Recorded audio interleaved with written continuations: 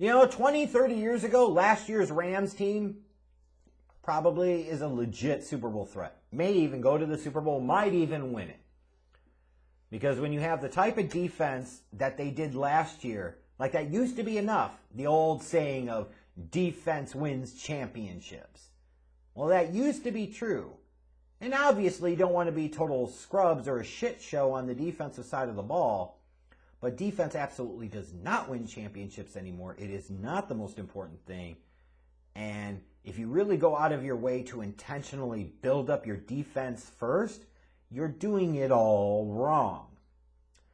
I'm not saying the Rams went out above and beyond out of their way to build up their defense, but the reality is the way their team was constructed, I wasn't surprised when they failed in the playoffs last year. Especially with some of the concerns they had at the quarterback position. Jared Goff is going to play. Is he not? Oh, he plays, but he sucks anyways.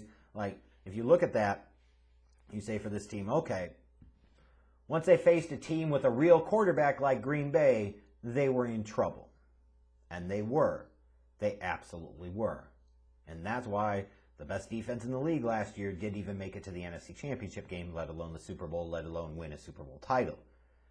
So I don't think it could be a surprise that the Rams, especially with some of the late season reports we were hearing about Sean McVay and Jared Goff and their relationship and how McVay was really done with them and didn't trust them anymore, that this team was going to be looking to upgrade at the quarterback position one way or another. They were going to be looking to. It doesn't mean they were going to pull it off, doesn't mean it was going to happen, but they were going to be at least in the market, potentially exploring it, looking to do it. And they got something done. And it was a kind of a big deal when it happened a few months back. They pulled the trade, gave up a couple future first-round picks so they could offload Jared Goff's contract to the Detroit Lions and get back Matthew Stafford in return. Like, this is a big deal. Certainly, athletically, from a talent standpoint, is an upgrade. Certainly is.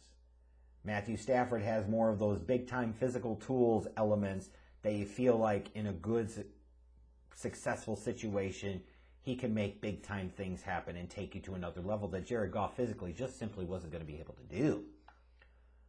But we're going to find out a lot about Matthew Stafford. Incredibly brave to bring in a guy and expect him to be the one that takes you all the way when he has no evidence of being able to do that in Detroit for a decade plus. Now, that was Detroit for a decade plus, I grant you. He can't help that they've had incompetent-ass leadership in terms of general managers. They had somebody thought it was a good idea to hire Matt Patricia and let him be the coach for a few years. Like, he can't always control that. He can't control the poor drafting, bad personnel decisions, blah, blah, blah, blah, blah. But it is risky. There's no doubt that Matthew Stafford has big-time talent.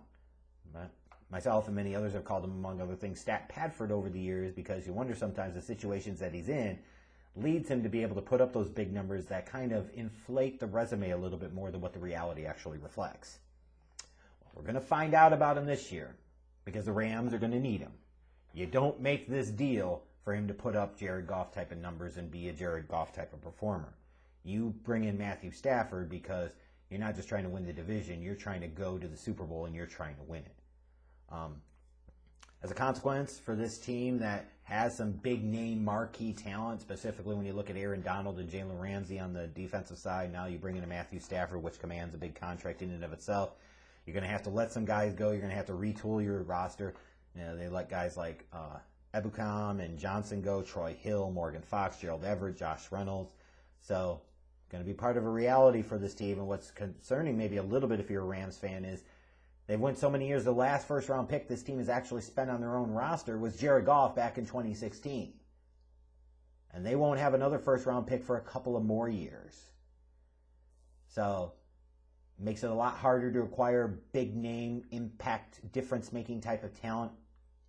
Puts a lot more pressure on you with your day 2 and especially your day 3 picks to really hit home and connect with those because you're going to need those guys to play larger roles, going to play even more important roles than some other teams maybe when they're talking about those picks. Now, when you look at this year's draft class, like Tutu Atwell, Ernest Jones, Bobby Brown, Robert Rochelle, like a couple of those guys are going to probably have to contribute early. You won't have much of a choice. You're going to need them to. And some of them probably will. But it's an interesting case study as much as we talk about with the NFL, like, you got to value the draft. The best way to win a championship team is through the draft, and that is absolutely true, but there are different ways and different methods to go. You look at this past year's Super Bowl champions, the Tampa Bay Buccaneers. Tom Brady, they signed in free agency. Gronk, Antonio Brown, free agency. Like, not everybody on their team that played a key vital role was drafted. So there are different ways to do it, but it feels like you're tempting fate and you're playing with fire if you start going 5, 6, 7, 8, 9. I'm going into George Allen number of years without a first-round pick. Yeah, you feel like you wonder if those chickens come home to roost eventually. So you better make sure with Matthew Stafford now that you can get the job done. When I look at this team on paper, what are some of the strengths and question marks I have? I think Matthew Stafford obviously is a strength. He is an upgrade over Jared Goff. We'll see just how much he is in a different system with an offensive guru like a Sean McVay. But he certainly represents an upgrade at the most important position in the NFL, the quarterback. Their pass rush, you've got Aaron Donald. That's always going to be the foundation for a great pass rush. Then you've got Leonard Floyd, who had a kind of resurgent career year last year, playing on a one-year deal. Now he's back in the fold. And then obviously the run defense. This is, again, a really solid defense, even losing defensive coordinator Brandon Staley as he took over the Chargers head coaching job. This is still a team with quite a bit of talent on that end. And, at the end of the day, you still got Aaron Donald. So that's going to count for the lot. That's like you take this one uber mega beast, and even if you split him off, he's still 2 or 3 beasts. Like, that's how much of a beast Aaron Donald is. Question marks that I have, roster depth. As I pointed out with the years of not having first-round picks, and the big money that you invested in a select few guys like Aaron Donald, Jalen Ramsey, guys like Matthew Stafford. Like, at some point in time, you have to hope that you can develop talent around them, because if you don't, you're going to be this top-heavy team that doesn't really do shit. And I worry, like, if they get some notable, important injuries, do they really have the depth on the bench to be able to come in and not see a significant drop-off in level of play? And I'm not confident that they do. How's this defense going to look without Brandon Staley is also a question. They're a top unit in the league last year, but it's really hard to do that back-to-back years. And anytime, even if philosophies change, and even if you're promoting like one of his dudes or somebody else, like, there's always going to be differences. And sometimes the differences you can be even better. Sometimes the differences you're the same and a little bit worse, or sometimes even more than a little bit worse. But I would say for the Rams, you might sacrifice a little bit of defense if you can get a bit more offense, because that's the name of the game. Because you had to look at last year and say, we got about as far as we could with the way our roster was constructed with the quarterback that we had. Something had to change. And I at least give them respect for that. They went out there and identified that this thing needed to change.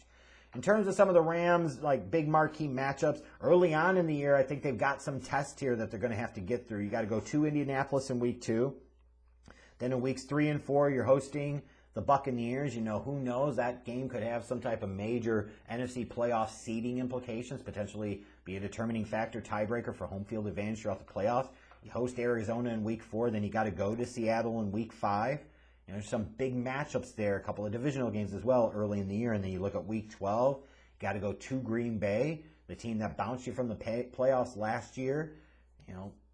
If you want to potentially lock down home field advantage, that might be a game you got to try and figure out how to win. Or at worst case, you want to make a really, really good showing of it and say, hey, we see you again in the playoffs, we got a chance. And the week 17 against Baltimore, in Baltimore, another quality opponent on the road. A chance there later in the year for the Rams to kind of make a statement. But I look at this team and I'm not sure. I think a lot of my hesitancy with like fully going on with saying like, hey, they're the Super Bowl favorites, or they're the favorites to go to the Super Bowl at least out of the NFC, is we've seen Matthew Stafford in Detroit for over a decade. And I think he did the best he could considering the circumstance. He was a franchise guy for them for over a decade. He wasn't an elite guy, but maybe the Rams don't need him to be an elite guy. But they need him to be a clear-cut franchise guy. They need him to be somewhere between the 6th to 9th best quarterback in the league. Whereas Jared Goff was more in that, 12 to 16-ish, 12 to 18-ish kind of category, depending on what you value at the position and so forth in your perspective. But this team will ultimately go as far, as Matthew Stafford in this offense takes him. That could be a similar spot to where they got last year. Or that could be that this offense is able to make some big plays in some big spots and they can be a threat to Tampa. They can be a threat to Green Bay in the NFC.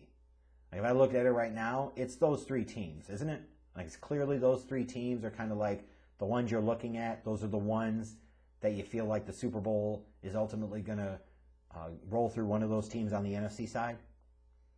It can be the Rams, to be clear. It absolutely can be, because there can be some value in having that star system and some of those clear-cut, big-time impact difference makers.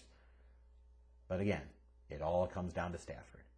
If Stafford's a stud and clearly steps ahead of Jared Goff, like this team might be the favorite to hoist the Lombardi Trophy in February.